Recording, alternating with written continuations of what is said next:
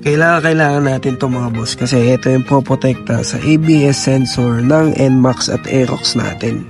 Kung NMAX at Aerox user ka tapos wala ka pa nito sa motor mo, mas maganda na bumili ka na nito.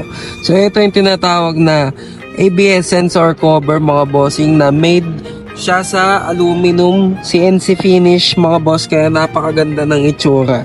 So ang gagawin nyo lang dito kapag ka bumili kayo ay ipapalitan nyo lang yung bolt, tapos kakabit nyo to. Yun na, may protection na yung ABS sensor nyo. So yung pinoprotektahan nyan is yung plastic na to. Yan, yung maliit na plastic na yan. Para if ever na mag-raids kayo tapos matalsikan siya ng bato is hindi siya masisira. Ito yung sasalag. Yan, ganyan kaganda yung ABS sensor cover na yan. Syempre napakamahal din kasi ng sensor na yan, kaya mas maganda na bumili tayo ng pamprotekta sa kanya. Ito 100 plus lang. Tapos yung sensor na pinoprotektan is nasa around 5,000, di ba?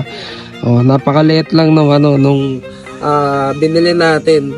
100 plus lang, protektado na yung ABS sensor natin. So, kung interested ka at naka Yamaha NMAX or Aerox ka, ay mas maganda na mag-install ka nito. Click mo lang yung click here to order.